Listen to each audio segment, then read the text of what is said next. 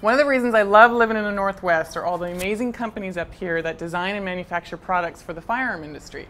And we're touring one of those today. They're a leading manufacturer in injection molded and Kydex holsters, mag pouches, and knife sheaths. And they make some pretty amazing knives as well.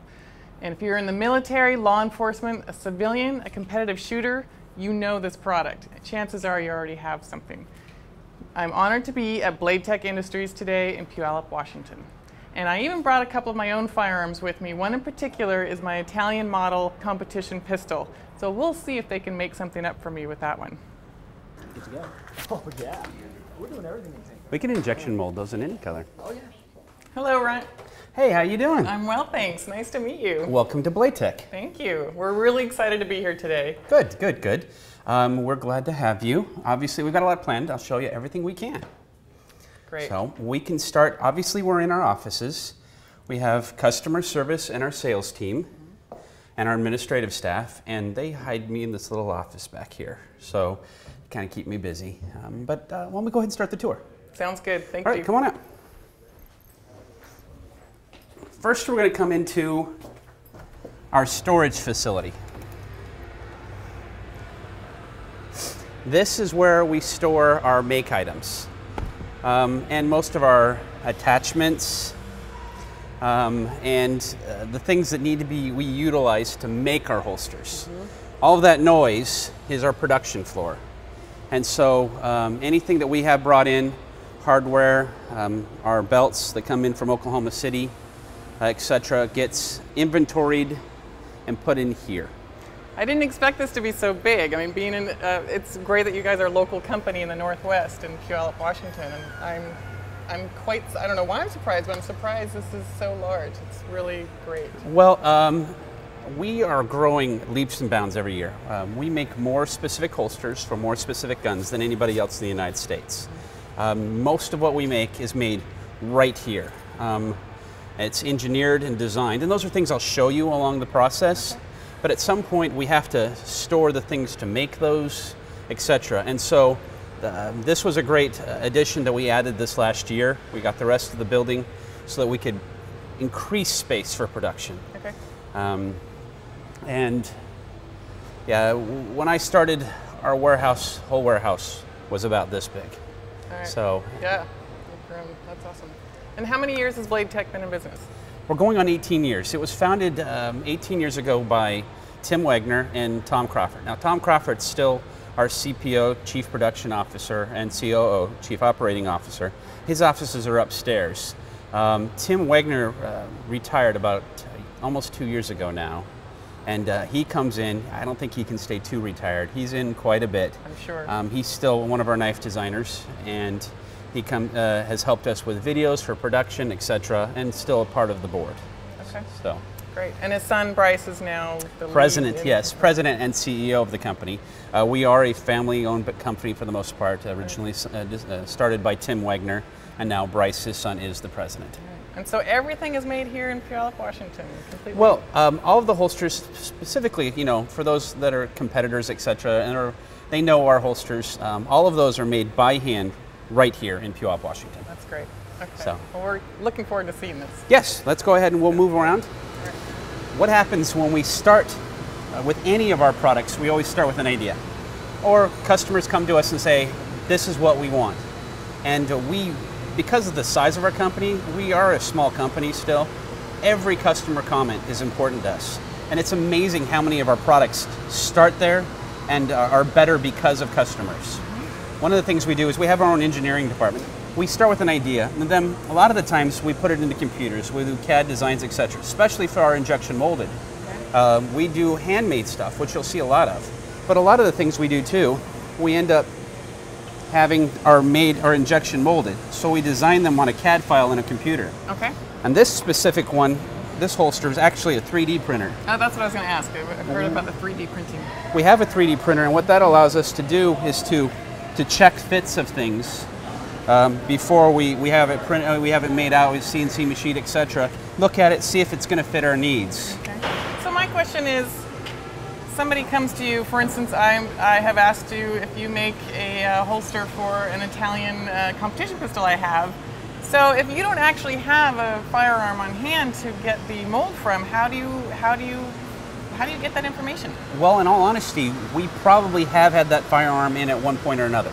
If someone like yourself says, hey, I have a Tang Folio, and nobody else has it, the chances are somebody along the way did, somebody's brought it in, and what we did is we made a holster for it. And while we were making a holster for them, we made a mold off of that gun. Okay. And then that allowed us to make a plethora of holsters for it. Great. So here's engineering. It starts here. One of the things that happens is, especially with our injection molded, we go from there. The designs get inputted into the computer, and then they get put into CNC machines. And our CNC machines, we have them in-house so that we can do all of our own milling, we can do all of our own testing, we can make any changes as necessary. We're not going to send this out, because if we don't like a mold, we can alter it and change it here. Okay. We mold all of our own parts. So it truly is, if you get one of our holsters, it started, and even the accessories, it started here and most likely ended all in the same building. Wow. Yes. That's amazing. We have two metal CNC machines and a plastic CNC machine and lathes, and this is completely run by our engineering department. One of the things that most people don't know is that Blade Tech also does some sewn goods under the label of Agnes or Rip Bag. Okay, no, I didn't know that. We currently make products for fire departments across the United States. It's interesting because most people think of us as a plastic company. We do some nylon sewn goods for our public servants. It was a great idea. It was also a local company. Okay. We were able to join them together, bring them into the facility. And at this time, though they are doing business as Blade Tech, they're really known as Agnes. Okay, so, great. As we move on, what we're going to do is I'm going to bring you over to the injection molding machine. So after our engineers design something, after we CNC it out of a block of aluminum or steel, we actually have our own injection molding machines. So we can mold those parts here. The great thing about having the ability to do that is you go through all of that, you push it, you squirt it out of plastic, and then you can look at it and say, did that work? That's amazing. Oh, it just spit something out right there. Yep. Right now it's making cuff pouches. We have a brand new designed cuff pouch. And so these are all cuff pouches for a large 4,000 piece order. Oh my goodness. They're going international. And so it gets programmed in. We put that block of steel in there. The plastic goes in, it gets heated, it gets squirted and made right here. How many does it spit out? How often does it spit them out? Oh, that was only about 30 seconds since the last one. Probably about that, yeah. It's got to go in, because we use a very specific blend of plastic for durability, etc.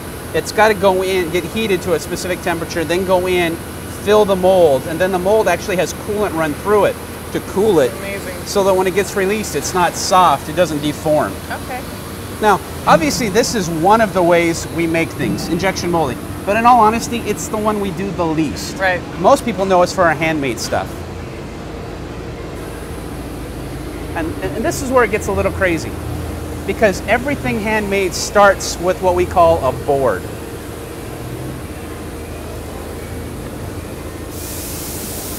We start with a gun, and we mold off of that gun, and then we end up making boards for every piece. What is this product? Is that plastic?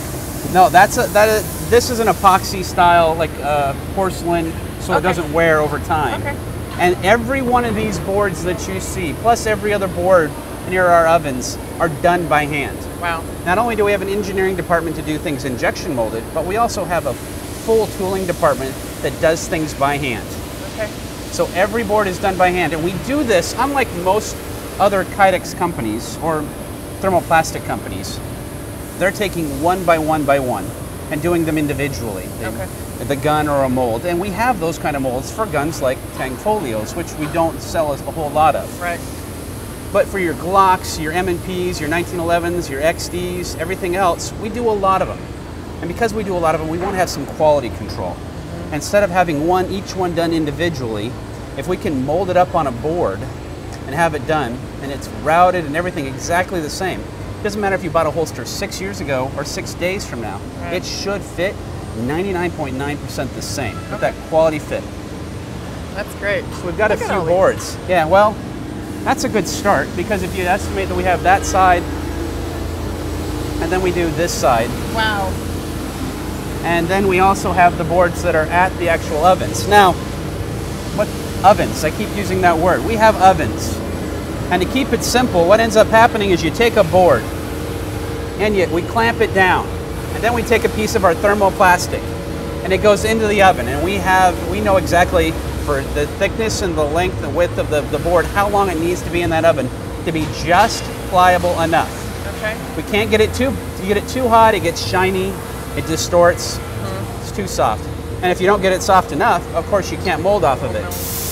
And what you'll see there is you can see a board and then you'll see another one with the plastic on it. What ends up happening is the plastic gets sucked down pneumatically and it fills every little crevice of our boards.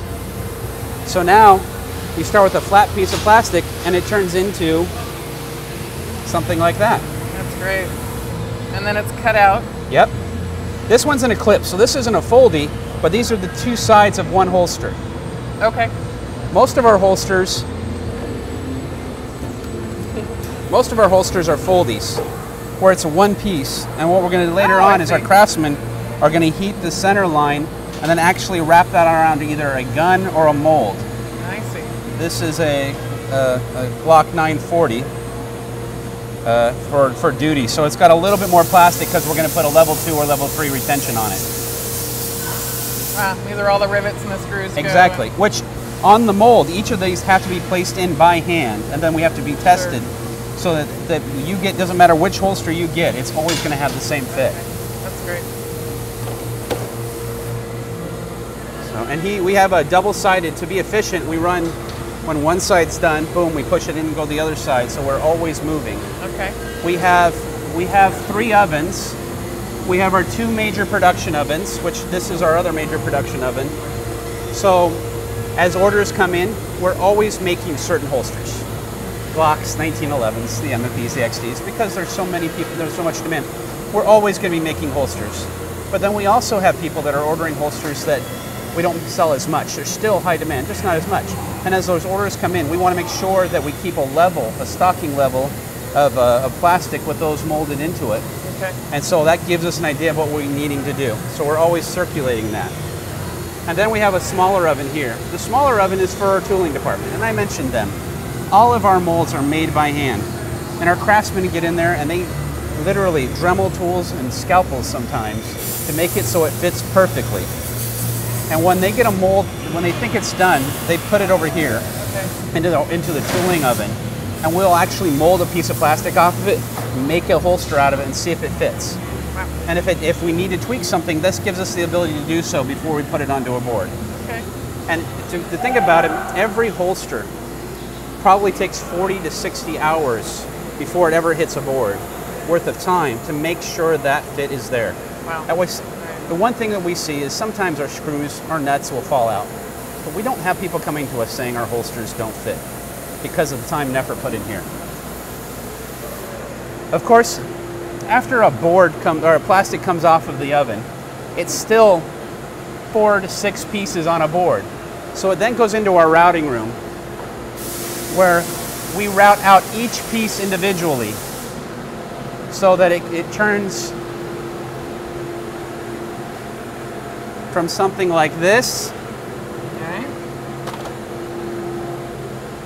into something like this. All right. This isn't very pretty. Well, it has a few rough edges to it, but I'm sure it'll be smoothed out. Well, this is the next step to making the holster. Okay. And I'm assuming this one will be folded? Yeah, folded right here down the middle. One of the great things that you can see here is all of our holsters have a kind of semi-matte finish on the outside. But the way we buy our plastic specifically is that you have that shiny on the inside. This is what helps reduce the friction. This is what keeps your gun smooth. We're trying to reduce, it's going to touch your gun in 6 to 8 places. Sure. But what we want to do is have that slick and smooth so it goes in and out. Okay. So, Much friction. exactly. Of course, now we've got these. These will get segmented and divided up by make, model, and then which actual holster it'll fit. I mean, gun and fit. So your level 2 duties, your competitions, your concealed carry, your inside the waistbands. And they get divided up over here. Can I go back to this wall of Yeah. We can talk about that. Perfect. Of course, not. This caught my eye because as I was asking before, How do we make gun how holsters? how do you know the shape of the gun? I mean, I'm sure you didn't go out and buy every single gun out there in the market, so you had to come up with a mold, a shape. Well, luckily we know people. That's one thing. Yeah. When I say that is we know people that have guns. And sometimes people have interesting guns and they decide that they want to bring those interesting guns in. And they want a holster for an interesting gun. Mm-hmm. We may not make a whole lot of holsters for this gun, but once one came in, we were able to make a mold off of it. Okay. And we disseminate different length barrels, so we can make different length holsters Looks like for a the barrel. Mark III or something like Exactly that? what it is. Right. It's a Mark III with the bull barrel, fluted Okay. bull barrel on it. And most people wouldn't think we make holsters for that, but we sure can. Because it's a much lower volume, we're not making a board for it. We're going to spend a lot more time on those. And this is going to be done. Every one of these is going to be done one at a time. Mm-hmm. And I might see 4 or 5 of these go out in a year comparatively. Okay. But to give you an idea, this is just obviously the one wall. And we have another wall. Oh, look, there's the witness right there. See? It's probably right there because So we I had to wasn't that utilize it. special after all. No, you still are, obviously, because it's on this wall. But we have all of these fit those. That gives me the ability to say again that we make more specific holsters for more specific guns than anybody else. I'm not guessing. I'm not saying I'm going to make it off of this other gun because it's close. You have some interesting gun. Here's a SIG 220 match. I can actually use this and make a holster that I know will fit a SIG 220 because we molded this off of a SIG 220 match. All right. I'm not guessing. I'm not saying it's similar or close. The We don't want exact similar product. or close. That's hand grenades. Right. We want holsters that fit. We don't want hand grenades. Exactly. Well, and our holsters, because they're so specific, I always use the analogy that if you spend the money on such a nice a gun, you want a holster that's going to match, you know? Right. There are a lot of holsters out there that say they'll fit 28 different guns. Mm-hmm. I don't think it'll fit any of them well, but they'll fit them. If I'm going to be shooting competitively, or if I'm carrying for just self-defense, concealed carry, I need it, I want it to fit that gun. So I never have to think about that gun. Last thing you want to do when you're competing on that line is think, if I'm going to take 4 steps that way, is my gun going to bobble out? You just want to be thinking about what you're going to do when you get there. Right. When I'm carrying concealed, I don't want to have to worry about if I bend over at the local grocery store if it's going to fall out. Exactly. Okay? Yes. I'm worrying about what the price of gas or milk is right now. These are our foldies. Now these happen to be mag pouches and they're on the end. But to give you an idea, it's the same idea. We mold our mag pouches this way, and that is rough. Mm-hmm. And what'll end up happening is an order will be put in. We have a picker that'll come over and they'll grab the different items and they'll put it into a bin. That order makes its way to a craftsman's table. Okay. And then our craftsman then takes something this basic with their experience and they fold this and round it and put the hardware on it and put it in a bag, and it looks beautiful when Ready we're to done. go. Now, do you offer colors of plastics? Well, yes, but they're not always the prettiest of colors, I guess you could say. I'm sure most people don't want pretty. Maybe I do, but not most people. As our clientele grows and more women get into the market, we have expanded some of our colors for women based upon some of our dealers and distributors' requests. And I'll be able to show this to you too. Okay. But we do a lot, obviously, for the civilian market, and black is very popular. I don't know, it's a classic black. But we also do, this is flat dark earth. So we have sage, OD green, colors that are very popular with military law enforcement, and carbon fiber. Yes, Yep, that's pretty. It's pretty. I think it's. See, there was the word. I think it's. I think it's attractive. I wouldn't necessarily use the word pretty, but I understand. When ends up happening is, and you can see, this one isn't completely, but this is the next step, where we've folded it and they've used a magazine in this case to mold it. Now we have to finish putting the hardware, etc. in, but there's another stage. And then what happens is if it doesn't go directly onto that order and go out, we do some stocking. And we on our website, you might notice we have what's called 5 to 7 day stocking. Yep.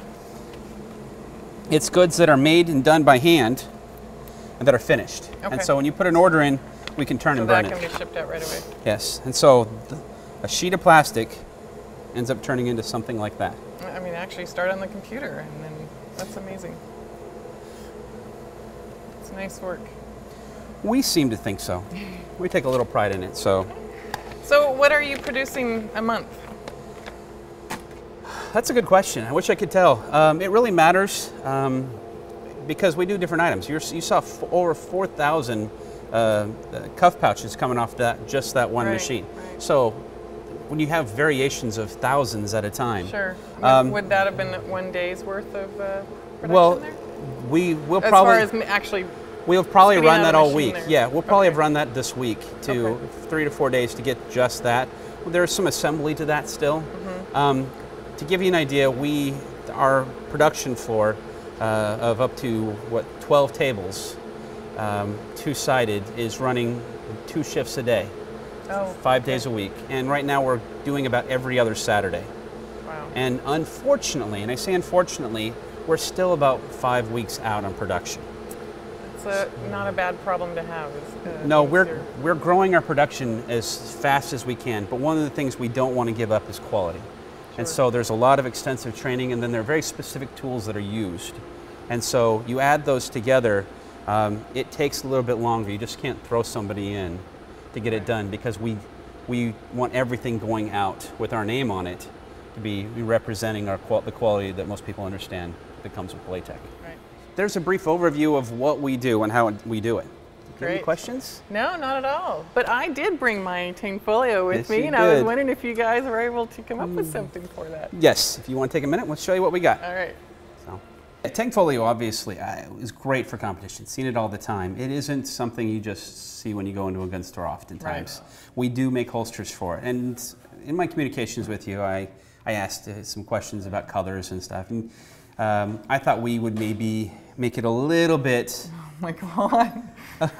So that is amazing. Obviously, that's our logo. It's a logo we came out with last year. Check that out. 2 holstered guns that with... says Blade Tech. Exactly. It's a great color. With some adjustable knobs. Comes in the drop-in offset, which is probably one of the most popular attachments for women. We are very popular with women a lot of the time because of the drop-in offset. And so there you go. That just is amazing. Isn't that cool? That says Blade Tech, so when I go out there on the range, people will definitely know where I got this. And I will brag about it quite a bit. Expect to see it on you at the range. So. Oh yeah, are you kidding? That is so great. Let's see what it looks like with the gun in it. So granted, this isn't exactly my outfit when I am out there competing, but just wanted to show you what my fancy new holster looks like on the race belt with the gun in it. I'm so excited to go out there. People are going to notice this for sure. So I'll definitely tell them where I got it, but it's pretty obvious with the Blade Tech logo in there. I'm so excited.